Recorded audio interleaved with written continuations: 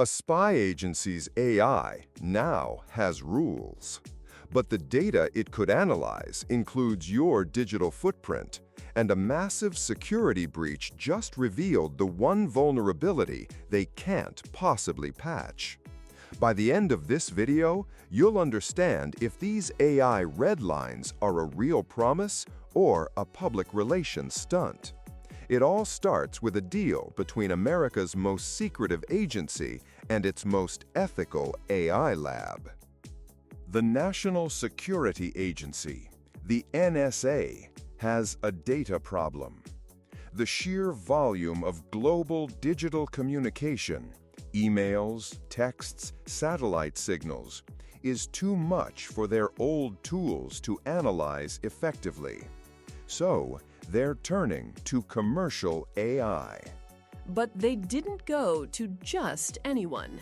They went to Anthropic, a company founded by ex-OpenAI researchers famous for their safety-first approach to building AI. It seems like an odd pairing.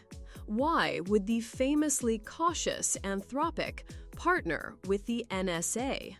It's a classic DC two-step. The NSA gets access to a cutting-edge model, Claude, and gets the PR win of working with an ethical AI lab. Anthropic gets a massive, stable government contract and a seat at the table where the real rules are made. But Anthropic had conditions, right? These so-called red lines. Exactly. They reportedly secured a promise from the NSA. The agency would not use their AI for two things: domestic mass surveillance and developing autonomous lethal weapons. On the surface, that sounds reassuring. But here's the rehook. How do you actually enforce a rule like that inside the most secretive organization on Earth? That is the billion-dollar question. And the answer, or at least a huge clue, came from the most unexpected place: a 21-year-old Air National Guardsman. You're talking about the Mythos breach. What exactly happened there? It was shockingly low-tech. An airman with top-secret clearance, Jack Teixeira, allegedly printed out classified intelligence reports, took them home, and posted photos of them in a Discord chat server for his gamer friends. This wasn't a sophisticated cyber attack from a foreign power. It was a person. An insider threat, the oldest vulnerability in the book. So what does a gamer leaking secrets have to do with the NSA's new AI? It's the perfect parallel. The Mythos breach demonstrates that the weakest link in any security system isn't the technology, it's the people with access. The NSA's promise to Anthropic is a policy, a piece of paper. The breach proves that a single, determined, or even careless insider can bypass any policy. So the real risk isn't that the AI will suddenly become self-aware and decide to spy on people. It's that a human with clearance will simply tell it to. Precisely. And this is where it gets technically and legally murky. Let's take the first red line: no domestic mass surveillance. What does that actually mean in practice? It sounds clear. Don't spy on Americans at home. But it's not. There's a well-established concept called incidental collection. The NSA is legally allowed to monitor foreign communications. If those communications happen to include an American citizen, say a German target emails a colleague in California, the American's data gets swept up too, incidentally. And a model like Claude is the perfect tool for that. It can analyze petabytes of unstructured data, emails, voice calls, texts, and find connections a team of human analysts would take years to uncover. Right. An analyst isn't going to reprogram the AI. They're just going to ask it a question.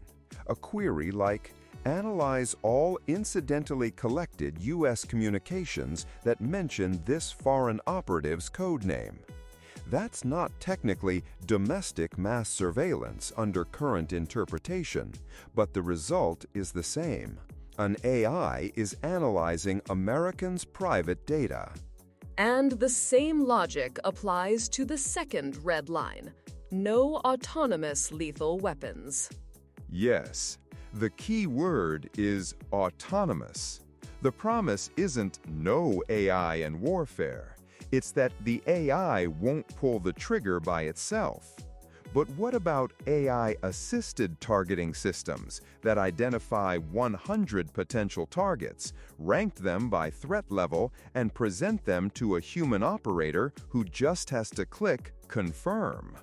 That dramatically speeds up the kill chain and lowers the cognitive burden for making a lethal decision without ever crossing that autonomous line. It's a red line that's full of holes. So, this isn't some abstract DC power play. This has concrete implications for your work and your privacy. If you're a professional in finance, law, or healthcare, your company's security posture just got a lot more complicated. How so? My company isn't an NSA target. Your company might not be, but your data could be. If a foreign executive you work with is a target, your communications with them could be part of that incidental collection. The threat is no longer just a hacker stealing your data for ransom. It's a state-level actor analyzing it with an AI for intelligence purposes. It fundamentally changes the definition of data security. It's not just about keeping people out, but about what they can do once they're in. And for every citizen, this blurs the already faint line between foreign intelligence and domestic surveillance. These red lines aren't laws of physics. They are policy promises that rely on the perfect behavior of thousands of individuals with security clearances. And as the Mythos breach proved, perfect behavior is a fantasy. A policy is only as strong as the least reliable person tasked with upholding it. The question we have to ask isn't if the AI could be misused, but whether we would ever even know if it was.